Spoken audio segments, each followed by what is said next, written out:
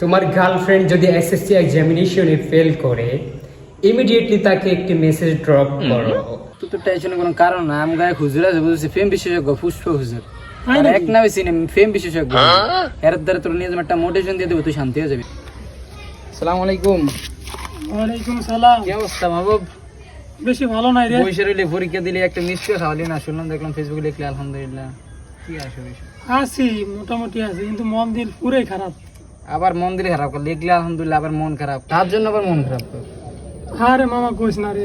কি কোনো ফ্যামিলিতে সমস্যা হয়েছে নাকি?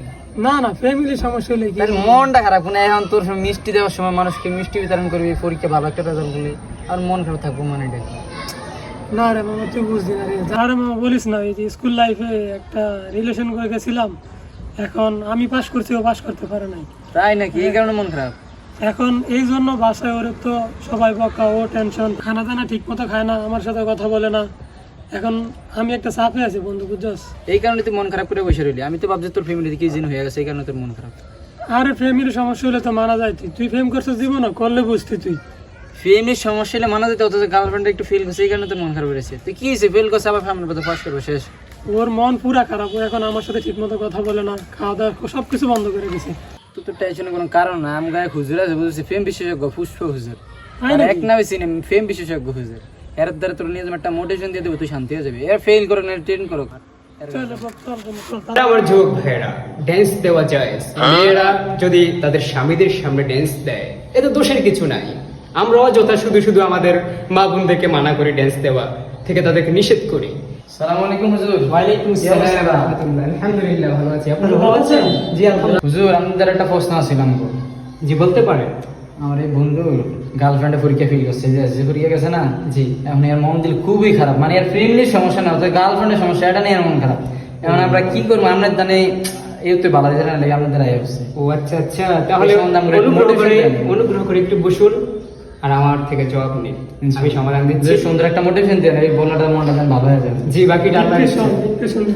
ডিপ্রেশন আছে, খুব ডিপ্রেশন। প্রিয় ভাইয়েরা, তোমার গার্লফ্রেন্ড যদি এসএসসি এক্সামিনেশনে ফেল করে ইমিডিয়েটলি তাকে একটি মেসেজ ড্রপ করো।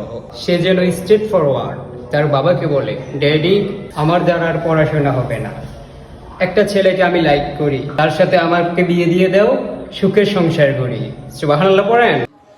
নাউজুবিল্লাহ। হুজুর কি কইতেছেন আপনি? এডি আরে বড় না, হুজুর তো সুন্দর মোটিভেশন দিতেছে। কি কস? অন্তটা ভরে গেছে মামা। আজকে বাসায় গিয়ে আব্বুকে বলবো যে আমার জন্য আমার গার্লফ্রেন্ডকে দেখতে, আমি আজকে বিয়ের প্রস্তাব দিয়ে দেবো। কস কি?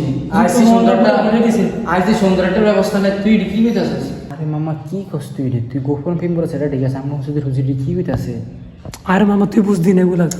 আমার দয়রা ক্ষেত্রে একটা গারান দিতে হবে, একটু কোনো কথা কইছে বেটা, তোরা উস্কানি দিছে, আন্দাজে একটা শান্তির পরামর্শ লাই।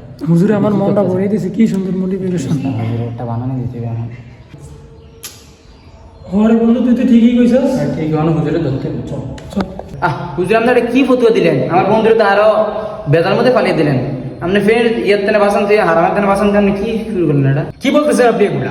আমি হাজার হাজার যুবক আমার থেকে ফতুয়া নিয়ে ফতুয়া গ্রহণ করে তাদের সংসারের মধ্যে, তাদের পরিবারের মধ্যে শান্তি বিরাজ করতেছে, আর আপনি হঠাৎ করে আমার ফতুয়া বিরুদ্ধে আপনি অবজেকশন দিলেন। আপনি তো উল্টা পাল্টা ফতুয়া দিলেন। আপনি কি মুক্তি? আপনি সনদ কি? আপনি কই থেকে এই সনদ পেলেন যে আমার বন্ধুরে আরো ফেমের একটা হারামের রিলেশনে উৎসাহিত করলেন? এখনো কাজ করলেন মিয়া? আপনি কোন পড়াশোনা করছেন? 10 পাস করছেন মিয়া, সার্টিফিকেট দেখান। হাই হাই, ধরা খেয়ে গেলাম নাকি? আরে আপনারা রাগ করবেন না, আমি বিস্তারিত বলতেছি আমি কোথা থেকে এই ফতুয়া গ্রহণ করেছি এবং আপনাদেরকে ফতুয়া দিচ্ছি। আমি আজকে প্রায় 2-3 বছর ধরে ফতুয়া দিচ্ছি।